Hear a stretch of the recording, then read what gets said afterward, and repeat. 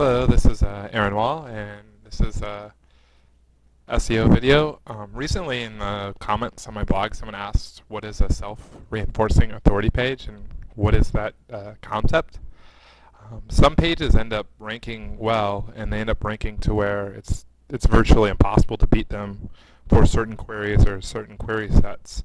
And that's because if they set the standard, they control the language for a particular topic and people link to them over and over again, and then they rank at the top of the results for that, and they keep getting relinked and their content's of high enough quality there, then they just keep gaining those editorial links again and again and again. And then sometimes if people start researching that topic, look for where to start, and they take that person's take on it first. And if they have the default for that search, then they can get a self-reinforcing position. One of the earlier articles about this topic that was really well done was done by Mike Grahan, I believe in like October of 2004. It's called Filthy Linking Rich and Getting Richer. So he says that it's a long article, about 10 pages, but if you've never read it before, it's well worth a read. So I'm going to go into some examples, and I'm going to start from search pages so you can see. The first one I'm going to do is Currency Converter. It's a tool that's used on many websites, and XE was one of the first people out with the Currency Converter. And now this thing has just ridiculous link authority.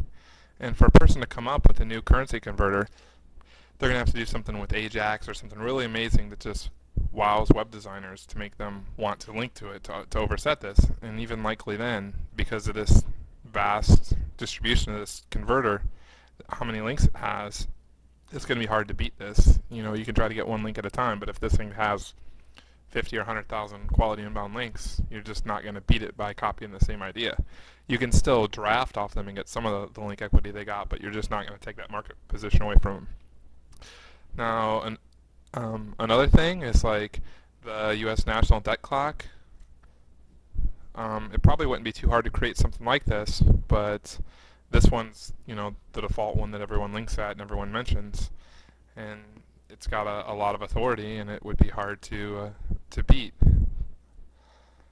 There's a lot of things that are done inside the SEO industry that also create or represent self-reinforcing market positions. Rand Fishkin of SEO Moz did an SEO ranking factors, search engine ranking factors thing. Excuse me. And he ended up getting group consensus and feedback from a lot of experts in the field, and he got all their input, and then he kind of meshed it all together, and by doing that he created a community thing where all these people were promoting this idea as being good.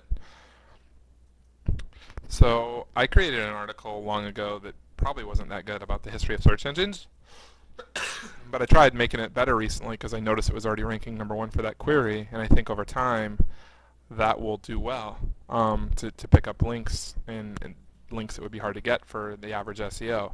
Now, I still have it in the search marketing info site, but long ago I also bought the searchenginehistory.com domain. It would be much easier for people to link at this document if it was on this second domain and it wasn't commercial. And I just sat there and let it accrue links for 2, 3, 5 years.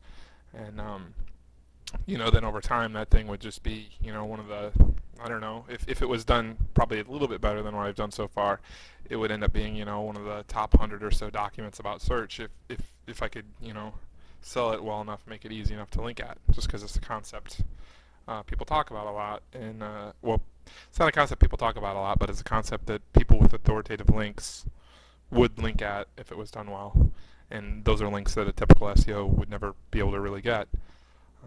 Going back along with the language thing and how the domain can play into it, I created blackhatseo.com. Not really an amazing domain, and it's not even really well done, but because it was, you know, done long ago and decently well linked, it's going to be one of the top results pretty much forever. Now, SEO Black Hat is a pretty good blog. By almost any way you'd slice it, I would think he should outrank me for Black Hat SEO based on how many authoritative links he's got and everything, but my site still usually outranks his, just based on the domain name matching and then it being older and having all the self-reinforcing links. Another concept along the lines of SEO and ethics, that's another thing people talk about a lot, is Bruce Clay created a page about web ethics, or SEO code of ethics, do no harm. And it doesn't matter how many people agree with it or whatever, but if you're new to the field, you're going to come across this document, and a lot of people new to the field will put his brand on their SEO site, the Bruce Clay Code of Ethics, and they'll be promoting him and his Code of Ethics to try to promote their own SEO services until they realize that they're promoting someone that's kind of competing with them. And domains and personalities can also be self-reinforcing too in a larger level. Like Danny Sullivan ran Search Engine Watch for a long time, and for SEO, search marketing, and that sort of stuff, the site's near the top, even though it wasn't necessarily optimized for that, just because it has so much authority. And SEO Today was one of the first SEO websites that kind of syndicated articles, and a lot of people published it. So a lot of SEOs that wanted to look authoritative would go, hey, read my articles on SEO Today, and they'd link at it.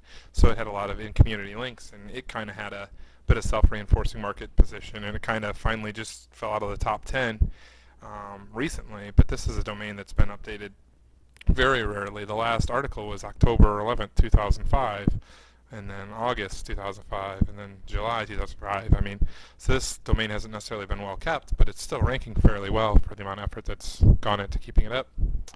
And that's about it as far as self-reinforcing market positions. And the key, I guess one other key worth pointing out is that when you try to create these, sometimes it makes sense to make them look non-commercial, and just make them really easy to link at, really authoritative, get that authority, and then use that and monetize it other ways. That's kind of what these do. And if you look at it, Search Engine Watch, even after Danny's left, it's still ranking pretty good for general queries that it wasn't even really optimized for, like SEO. It's right on the first page there. And I mean, the site's got ads, so many ads all over it, and it still ranks just because it had that authority. They built the authority, got in a self-reinforcing market position, got a lot of people paying attention to it, then monetize it. So hope you found this useful, and let me know what you think of it.